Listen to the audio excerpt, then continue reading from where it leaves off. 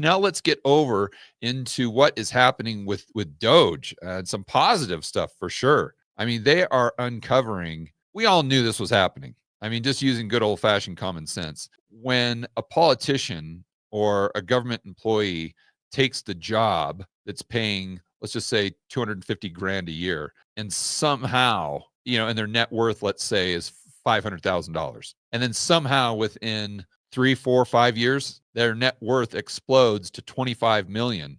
What's going on? I mean, if I asked any of you rebel capitalists out there, even prior to Doge, what was going on, you'd be like, it's shady. It's shady business. They're taking bribes under the table. I mean, this is third world country stuff, and we know damn well that they do it in Argentina, or they were doing it heavily in Argentina, doing it in Colombia, doing it in China, doing it everywhere, but they're doing it in the United States. Absolutely. Who are we trying to kid? These politicians are as crooked as a scenic railway. Nancy Pelosi, you don't think she's insider trading? I mean, come on, who are you trying to kid? You think these people have some sort of moral or ethical North Star? Absolutely not. The only reason they're taking the job is because they know that this gives them a lot of juice. And they know that now, in order to get this license or whatever it is, you got to go through them. And, oh, yeah, you're going to go ahead and donate $5 million to my charity. And then it goes around and they just launder the money. I mean, these government officials and politicians are better at laundering money than I would argue the Mexican cartel is. They probably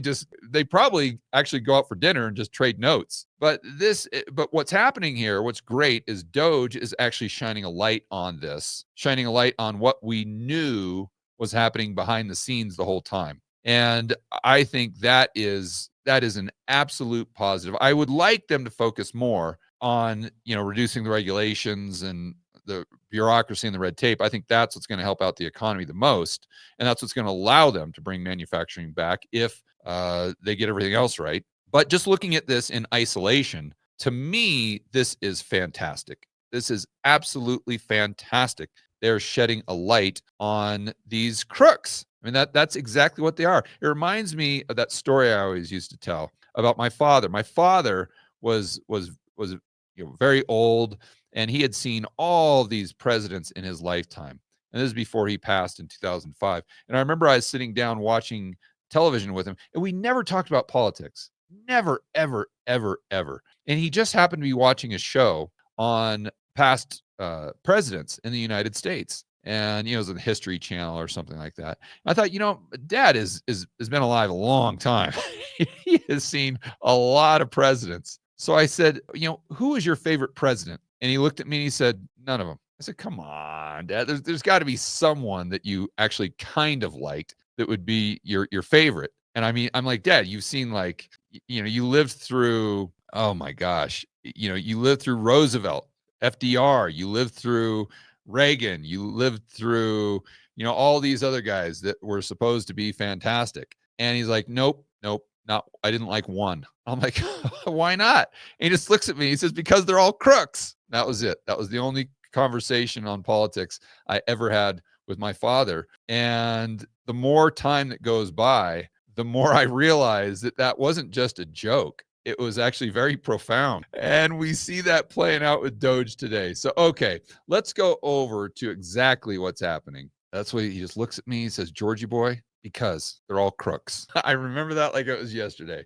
Okay, Doge investigates feds whose net worth has exploded after Samantha Power bombshell. So this is a gal that was, I think, the former head of USAID or USAID. So she took the gig at $250,000, and would you look at that? A couple years later, her net worth is $30 million. How is this possible? She had a book deal. Look, a book deal ain't paying you $30 million. And by the way, you're paying taxes on this as far as the income, right? So if she's making 250 grand, she's paying taxes, she's paying expenses. It's not like she's taking 250 grand a year and dumping it into the stock market or some sort of call options and that she just got lucky and it's 30 million. No. Think about it. She's probably living in DC. So this 250 grand, once she's paying taxes and all of her expenses, at the end of the year, she may be saving 50 grand. So you've got 50 grand a year to go ahead and invest. And in 5 years, you've turned that into 30 million. Yeah, I don't think so. So Musk I guess this is the gal right here. So Mario Nawfal is tweeting about it. Musk, I believe, was tweeting about it. According to various reports, and this goes back to this gal, Power's source of incomes have varied. Okay, we talked about that. If we had to venture a guess, Doge's access to information from Treasury, USAID, and the Office of Personal Management run through Palantir's intelligence apparatus will quickly unravel graft hidden through multiple layers of organizational fog. Absolutely. And I had the conversation with Brent Johnson today, and he was talking about how the United States is going to no longer be altruistic. And I said, well, Brent, I don't know if the United States was ever altruistic. I think that was just a ruse to milk the taxpayer. And that's all these things set up under the guise of altruism were really just they're really just a grift, quite frankly. They're just a grift for all these people like Powers to sit there and do effectively nothing and just get bribes. And as Ayn Rand said, graft, use that political pull to just increase your net worth at the expense of the taxpayer.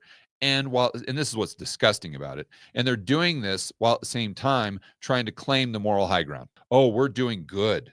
We're doing good for the world. We're saving the world. We're doing this and this. You know, me and Klaus are out there really making a difference. And then, oh, yeah, by the way, that $5 million kickback that you owe me, yeah, chop, chop, chop. Let's make it quick. This is what's happening. This is what's happening. And they've been doing it for decades. And everyone on the inside knows it. And it's almost like a running joke. And this is probably one of the reasons why it was so hard to drain the swamp, because you have all of these people that are basically grifting off the taxpayer and the government. And if you take that away in the name of ethics or principles or morals or whatever, you take away the gravy train. And then what are they going to do? What is this gal going to do in the real world? Ask yourself that. How many goods and services do you think this gal, what do you think her productivity? If she was paid exclusively on her productivity, what do you think she'd be paid? Answer, a hell of a lot less than 30 million. You know, she'd probably be making 75 grand a year. She'd probably be driving Uber.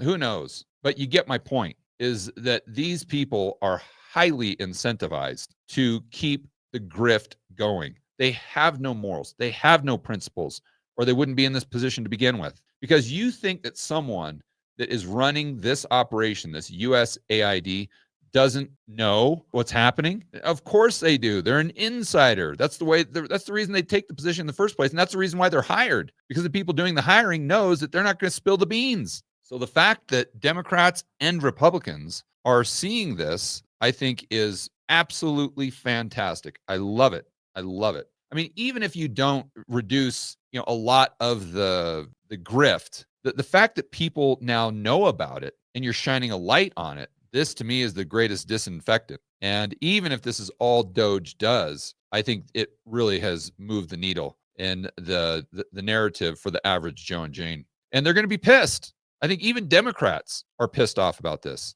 Hey guys, I'd like to personally invite each and every one of you to attend this year's Rebel Capitalist Live. This is the incredible conference I put on annually that helps you build a bulletproof portfolio. It helps you increase your personal freedom and liberty, and also it helps you increase the size of your network.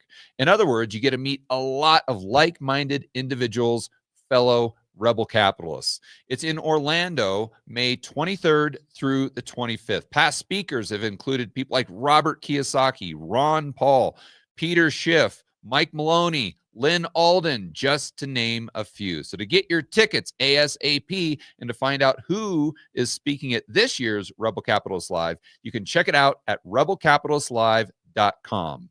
And just a little quick insider information, if you get your tickets sooner than later, you can get a discount, because as we get closer and closer to the event, the tickets go up in price. So don't wait. Go to rebelcapitalistlive.com right now and get your tickets, and I will see you in Orlando, May 23rd through the 25th.